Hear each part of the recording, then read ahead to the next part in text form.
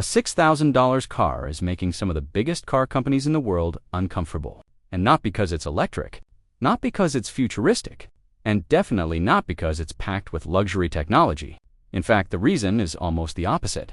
While global automakers are spending billions chasing giant touchscreens, expensive batteries, and high-end EV platforms, Maruti Suzuki launched a small city car that quietly asked a dangerous question. What if most people don't actually want any of that? What if the real future of cars is simply a vehicle people can still afford to live with? And that question is exactly why the Wagon R 2026 suddenly became impossible to ignore. At first glance, it doesn't look revolutionary. It still has the familiar tallboy shape. It still looks like the same practical hatchback families have trusted for years. But underneath that simple design is something much bigger happening. Because while other companies are fighting for the future, Maruti may have figured out how to survive the present. And once you understand who this car is really built for, the entire story changes. Every morning across India, millions of people start their day calculating fuel costs before they even turn the ignition key. Taxi drivers, office workers, delivery riders, small business owners, families balancing school fees, rent, groceries, and rising fuel prices all at the same time. For them, a car isn't a status symbol. It's not a weekend toy. It's survival. One unexpected fuel bill can ruin an entire month's budget. That's the market Maruti Suzuki understands better than almost anyone else, and it didn't happen by accident. Back in the 1980s, India's car market looked completely different. Owning a car was still considered a luxury for many middle-class families. The government wanted a company that could build affordable vehicles for ordinary people, not just the wealthy. That decision eventually led to the partnership between the Indian government and Suzuki Motor Corporation from Japan. And from the beginning, the mission was simple: put a reliable car within reach of the common family. Most companies eventually drift away from promises like that. They move upward. Premium branding, bigger profits, more expensive products, Maruti DID and single quotes T. instead. It built an entire business model around one idea most global companies hate. Low margins. Maruti doesn't try to earn huge profits from one car. It earns smaller profits from millions of cars, massive production, local manufacturing, cheap spare parts, huge service networks, simple engineering. Everything is designed to reduce ownership stress. For years, that strategy looked boring compared to flashy innovation coming from other brands. Then fuel prices exploded. Suddenly, the companies building expensive cars started looking disconnected from reality, and Maruti's boring strategy started looking genius. That's where the Wagon R 2026 enters the story. When people first heard the starting price around $6,000, many assumed there had to be a catch. Maybe terrible quality, maybe outdated technology, maybe stripped-down features. But the more buyers looked at the car, the stranger it became. Because it wasn't empty, it had modern styling updates, better interiors, touchscreen features, improved safety equipment, better fuel efficiency, and most importantly, factory-fitted CNG. That single decision changes almost everything. Because Maruti understood something many global brands ignored. In countries like India, the biggest car technology isn't necessarily electric power. It's lowering monthly expenses. That matters more. The Wagon R's CNG system isn't an afterthought added by dealerships later. It's integrated directly from the factory. The engine, injectors, ECU tuning, all designed together. That means fewer reliability issues, smoother switching between petrol and CNG, and lower long-term maintenance costs.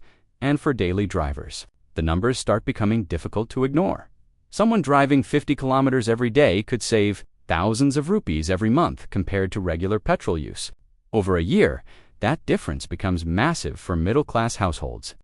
Suddenly, the car stops being cheap. It becomes financially strategic.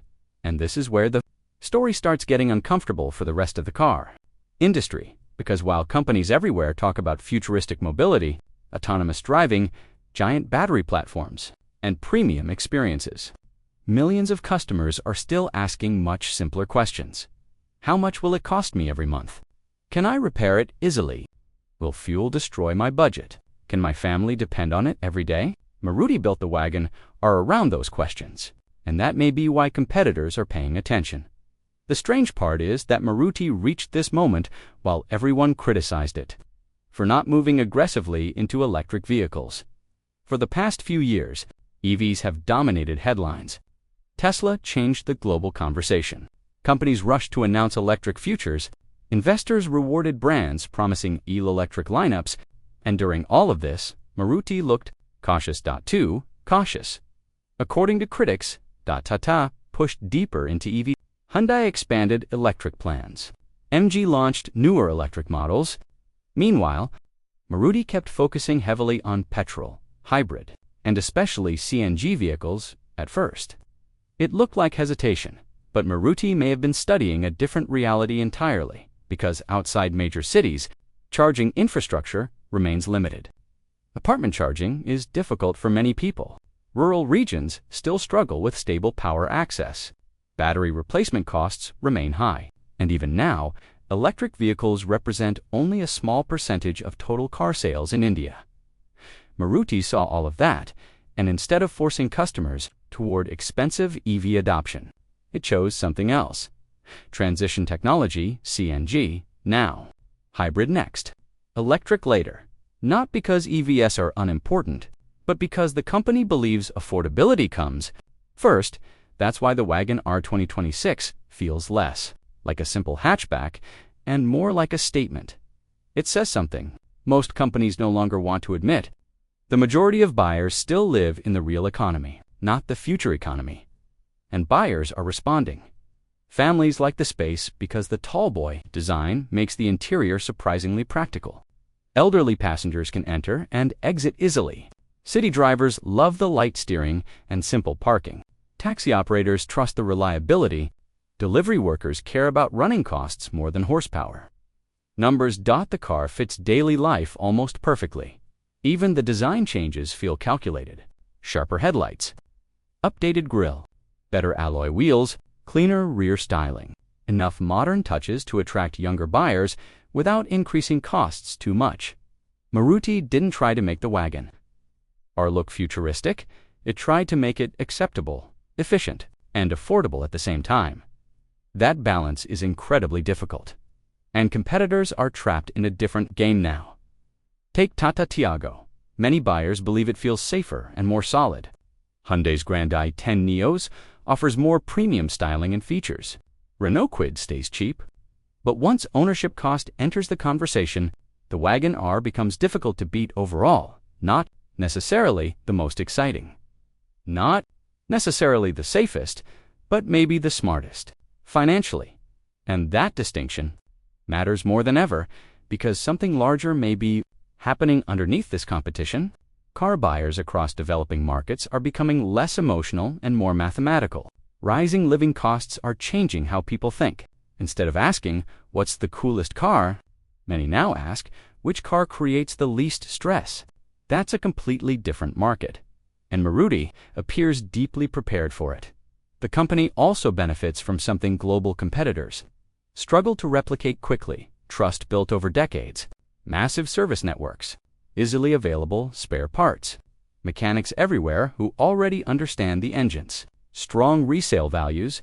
These things rarely appear in flashy advertisements, but they shape buying decisions quietly, especially when money is tight, and maybe that's the real reason that Wagon R 2026 matters beyond India itself. Because this story isn't only about one small hatchback, it's about two completely different visions of the future colliding. One side believes the future belongs to expensive technology, giant batteries, premium experiences, and software-driven vehicles. The other side believes the future belongs to affordability, low operating costs, reliability, and accessibility. Right now, most headlines focus on the first vision, but millions of buyers are still living inside the second one. And here's the uncomfortable possibility no one wants to say out loud. What if companies spent so much time building the car of tomorrow that they forgot how people survive today? Because while the world debates electric futures, Maruti Suzuki quietly built a car that understands present reality better than almost anyone else. And maybe that's why a simple $6,000 Wagon R is making global companies nervous. Not because it's the most advanced car, but because it forces the industry to confront a dangerous possibility. The future of mobility may not belong to the company with the boldest technology. It may belong to the company that understands ordinary people before everyone else does.